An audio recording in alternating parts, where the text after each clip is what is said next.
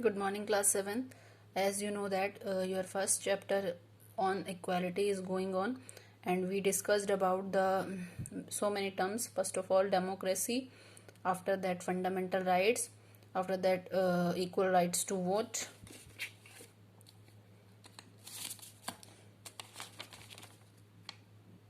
And we discussed about the equal right to vote, other kinds of equality like caste system, common practices, and recognizing dignity, equality in Indian democracy.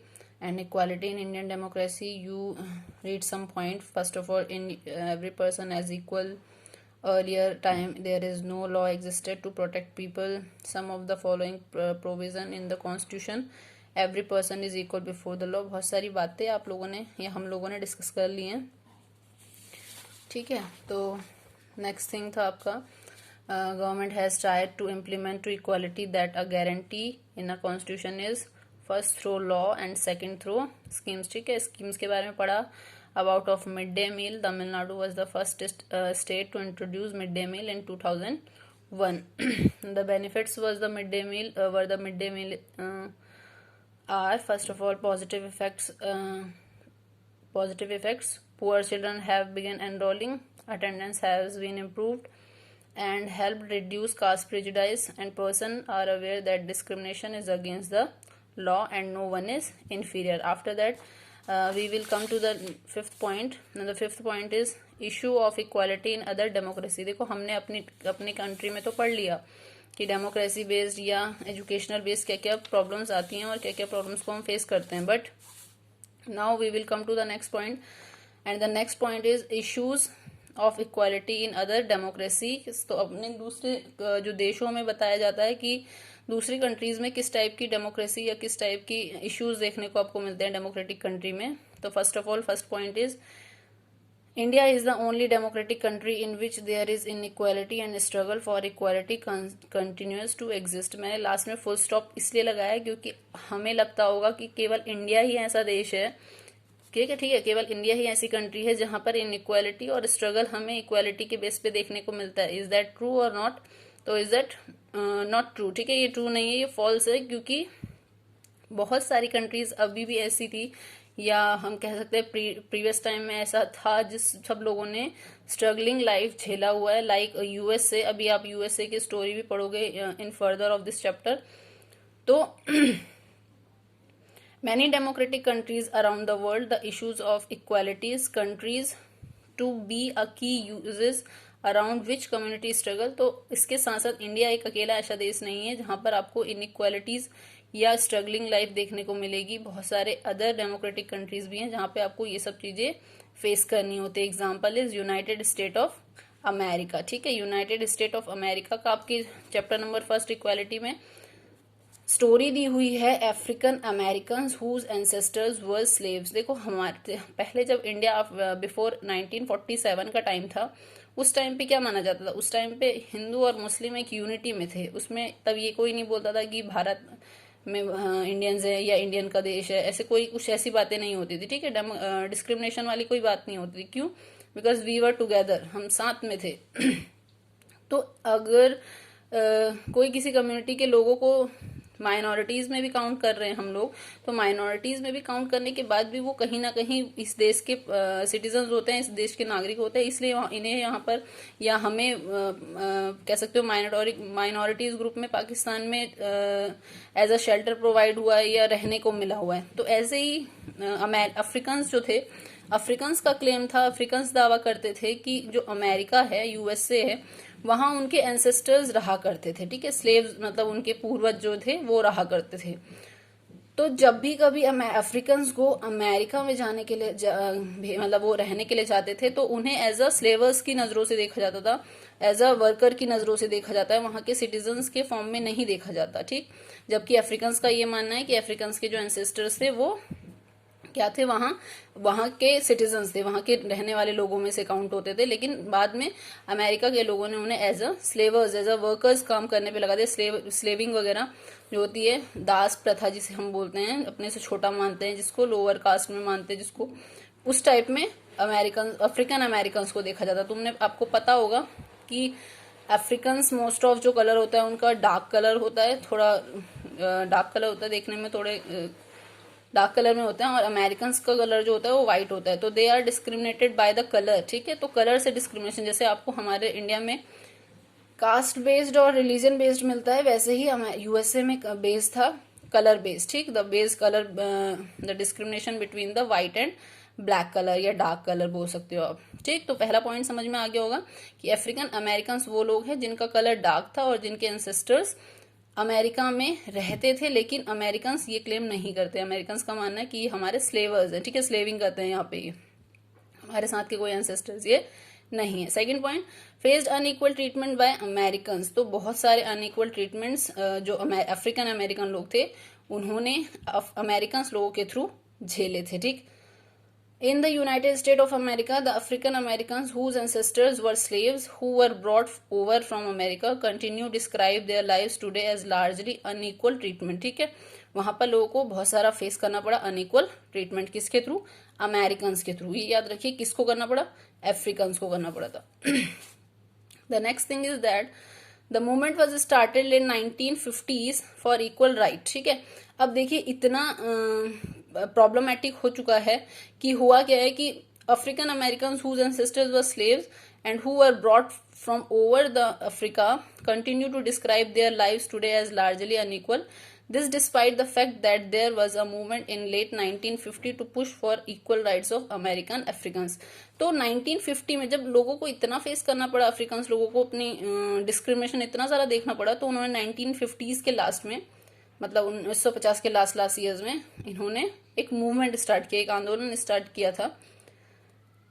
African Americans were treated extremely unequally in United state and denied equality through law. अब African Americans को इतना extremely परेशान कर दिया गया, इतना irritate कर दिया गया था कि यूएसए की, मतलब वहां पर बहुत डिस्क्रिमिनेशन देखने को मिल रहा है। और जो यूएसए के लोग थे, जो अमेरिकन्स लोग थे, वो कोई भी लॉ को फॉलो नहीं करते, सारे लॉ को डिनाई मतलब होता है मना कर देते थे, कोई रूल फॉलो नहीं करते थे, वहां पे एग्री नहीं करते थे, ठीक। तो जब आपके साथ भी क्लासरूम में देखोगे आप, कोई बच्चा आपको परेशान करता है, एक दिन 2 दिन ग्रुपिंग में परेशान होते हो, एक दिन 2 दिन, तो एक दिन क्या आएगा, एक टाइम ऐसा आएगा कि आप भी पलट के उसे, अगर आपको कोई रोज एक थप्पड़ मार के चला जाए, तो एक दिन ऐसा होगा कि आप घर से सोच के जाओगे कि आज मैं उसको पलट के मारूंगा। तो ऐसा ही अफ्रीकन्स के साथ था कि अमेरिकन्स के साथ अमेरिकन्स ने इतना अनइक्वल ट्रीटमेंट कर लिया है, कोई लॉ फॉलो नहीं करते, सारे लॉज को डिनाई करते हैं। तो इवन इतना डिस्क्रिमिनेशन था वहां पर देखने को मिलता कि एक एग्जाम्पल में आपकी बुक में दिया हुआ है 7th क्लास की। For example, when traveling by bus, they either had to sit at the back or the bus or get up from their seat whenever a white person wished to sit. अब देखो होता क्या था कि इतना discrimination था कि अगर किसी कोई ब्लैक पर्सन, मतलब कोई अफ्रीकन अमेरिकन कोई बस में बैठा हुआ है, और बस में बैठने के बाद कोई व्हाइट पर्सन, मतलब अमेरिकन वहां पे आते हैं, कोई अफ्रीकन अमेरिकन बैठा हुआ है, मतलब डार्क पर्सन बैठा हुआ है, उसका कलर डार्क है, वो बैठा हुआ है, तो कलर डार्क होने के साथ अगर कोई व्हाइट पर्सन, कोई अमेरिकन वहां पे आ जाता था, तो अफ्रीकन पर्सन को अपनी सीट छोड़कर अपनी सीट उसको देनी होती थी, अमेरिकन को, ठीक है। तो इतना ज्यादा डिस्क्रिमिनेशन था कि हमें अपनी सीट भी छोड़नी पड़ रही है just because for we are black या वी वर ब्लैक, हम काले हैं या काले अलग कलर था हमारा, डार्क कलर था हमारा, इस बेस पे मानते थे कि उन्हें अपनी सीट देनी पड़ती। तो Rosa Parks was an African American woman tried to long day a work, he refuse to give up her seat. अब एक रोजा पार्कस एक लेडी के नाम था, उसने अपनी सीट को बहुत लंबे टाइम से भाई पूरे दिन भर काम करके आई है, और उसने अपना जो सीट था, जैसे ही कोई अमेरिकन आया होगा उसने अपनी सीट देने से मना कर दिया, सीट नहीं दिया उसके बाद उसने। अ वाइट मैन ऑन दिसंबर 1955, ये बात है 1955 की, और उसने एक व्हाइट पर्सन को अपनी सीट देने से मना कर दिया था। लड़की का नाम था, लेडी का नाम था रोजा पार्क्स, ठीक है। मैं उसकी पिक्चर आपको दिखा देती हूँ। ये है रोजा पार्क्स, अफ्रीकन अमेरिकन वुमेन, ठीक है। Change the course of American history with one different act. तो इन्होंने किया था act, movement start African American people के लिए, स्टार्टिंग इन्होंने की थी। Next point is that the movement was started to be known as the civil right movement. बहुत बार पूछ लिया जाता है, तो what is the mean of the civil right movement? The right for African American people, ठीक है। तो राइट किसके लिए थे? वो अफ्रीकन अमेरिकन पीपल्स के लिए थे, जिनको कि क्या किया जाता था, बार बार जिनके साथ इल ट्रीटमेंट होता था, अनइक्वल ट्रीटमेंट होता था बाय अमेरिकन, ठीक है, अमेरिकन के थ्रू। तो 1950 में मूवमेंट स्टार्ट हुआ है और कोई भी अमेरिकन कोई भी रूल फॉलो नहीं करते थे, सारे रूल्स को डिनाई करते थे, मना करते थे। और रोजा पार्कस एक फर्स्ट लेडी थी जिसने अपनी सीट देने से क्या कर दिया था, 1955 में मना कर दिया था, just because she was working from the long day, ठीक, बहुत लंबे समय से पूरे दिन भर काम कर रही थी तो थक गई थी, और थकने की वजह से उन्होंने वो सीट नहीं दी। और 1955 में जब उन्होंने ये ऐसा किया है तो after the movement was started to be known as the civil right movement. उसके बाद मूवमेंट स्टार्ट हुआ था अफ्रीकन अमेरिकन का, किसके अगेंस्ट? अमेरिकन लोगों के अगेंस्ट, यूएसए के अगेंस्ट, और उसे कहा गया है सिविल राइट मूवमेंट। बहुत बार आता है आपका ये civil right movement, and that was applied on 1964। 1964 को अप्लाई हुआ है। बहुत बार पूछा जाता है किस ईयर में हुआ है। आपके कॉम्पिटेटिव एग्जाम में बहुत सारी चीजें ऐसी हैं जो पूछी जाती हैं, बहुत बार पूछी जाती हैं, और ये बहुत छोटी छोटी बातें ही होता है कि हमें पता ही नहीं होता। हम एसएससी की तैयारी कर रहे हैं, हम गवर्नमेंट जॉब की तैयारी कर रहे हैं, लेकिन मोस्ट ऑफ बच्चों को ये पता ही नहीं होता कि 6 to 8 की एनसीईआरटी की बुक से ही बहुत सारे क्वेश्चन फॉर्म होते हैं, बहुत सारे क्वेश्चन फॉर्म होते हैं, ठीक। तो 1964 में civil right movement act apply किया था, which was prohibited discrimination against on the basis of the race, religion and nations origin. किसके बेस पे क्या क्या होनी चाहिए थी वहां पे, किस किस की प्रोहिबिटेड मतलब किस किस को रोका गया था, कौन से डिस्क्रिमिनेशन, कौन से भेदभाव को रोका गया था वहां पर रेस, रिलीजन और नेशनल ओरिजिन के बेस पर यहाँ पर कोई भी डिस्क्रिमिनेशन देखने को नहीं मिलेगा, ऐसा कहा गया था सिविल राइट मूवमेंट में, विच वॉज अप्लाइड ऑन 1964, ठीक है। किसने यूज किया था ये, किसके लिए था ये? जस्ट फॉर अमेरिकन अफ्रीकन, ठीक है, अमेरिकन अफ्रीकन के लोगों के लिए था, अफ्रीकन अमेरिकन के लोगों के लिए था। Next point is African American children would no longer have attend separate school. देखो इतना डिस्क्रिमिनेशन वहां पर आपको देखने को मिलेगा कि it was also stated that all school would be open to African American children and they would no longer have to attend separate school specially set up for them. However, despite this, majority of African Americans continue to be among the poorest in the country. इतना सारा discrimination देखने को मिलता था कि एक ही country में रहने के बावजूद अमेरिकन और अफ्रीका वाले जो पीपल्स थे एक ही देश में रहते हैं, लेकिन वहां के बच्चों के लिए जो फैसिलिटीज थी वो सेपरेटेड थी। सेपरेटेड मतलब अलग अलग, मतलब मान लीजिए कि जो अफ्रीकन के लोग थे, most African children cannot afford the attend government school, can only afford the government school, and they have fewer facilities and poor qualified teacher as compared to the white student। देखो इतना separation था कि जो African लोग हैं उनके लिए तो गवर्नमेंट स्कूल के उनके बच्चे तो गवर्नमेंट स्कूल में भी नहीं जा पाते थे अच्छे से, उनके लिए पुअर क्वालिटी के टीचर रखे हुए हैं और विदाउट फैसिलिटीज या फ्यूअर फैसिलिटीज, बहुत कम फैसिलिटीज थी।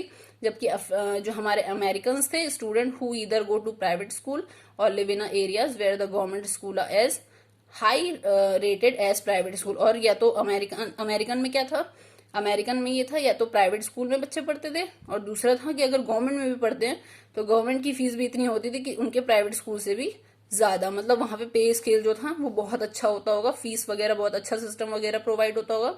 तो यहाँ पे बोला गया African American children would no longer have to attend separate school, की इन दोनों में अब कोई भी डिस्क्रिमिनेशन नहीं हुआ after the civil right movement. इसके बाद नहीं हुआ था, इससे पहले ये सब देखने को मिलता था कि अफ्रीका के लोगों के जो बच्चे थे, अफ्रीकन अमेरिकन के बच्चे जो थे, उनको गवर्नमेंट स्कूल प्रोवाइड होता था with lower facilities, with poor qualified teacher, and the American जो अमेरिकन थे they use the facilities with private schools and the government school which are highly rated as a private school, ठीक है। अच्छे अच्छे स्कूलों में उनके बच्चे पढ़ते थे अमेरिका के लोगों के।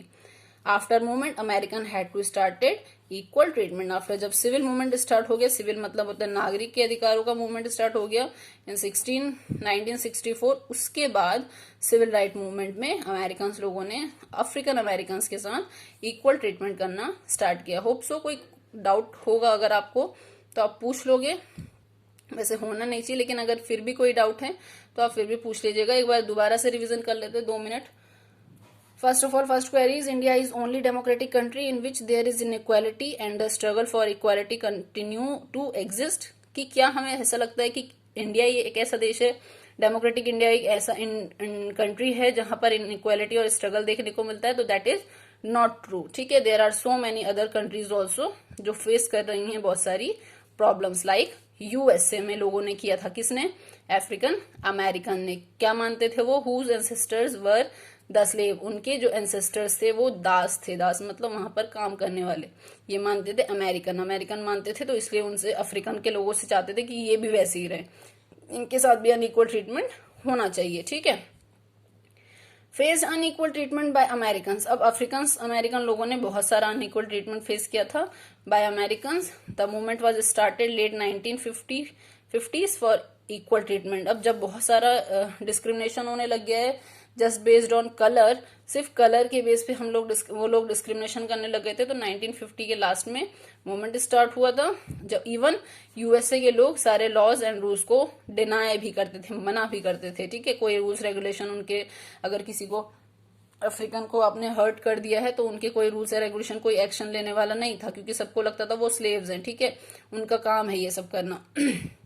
रोजा पार्कस की आपने स्टोरी पढ़ ली है, she refuse to give up her seat on bus 1 दिसंबर 1955 में। वो बहुत लंबा पीरियड से काम कर रही हैं, थकी हुई है, और थकने के बाद उन्होंने अपनी सीट देने से मना कर दिया। जो डिस्क्रिमिनेशन देखने को मिलता था कि हमें क्या करना होता था, अपनी सीट को छोड़ना होता था। क्यों? क्योंकि white person, whenever a white person wish to sit, अगर कोई भी व्हाइट पर्सन को वहां पे बैठना है तो। उसके बाद स्टार्ट हुआ civil right movement which has applied on 1964 and the characteristic of that movement is prohibited discrimination, मतलब भेदभाव को खत्म करना, रोकना, किस किस बेस पे, रेस, रिलीजन और नेशंस, ऑरिजिन्स के बेस पे खत्म करना।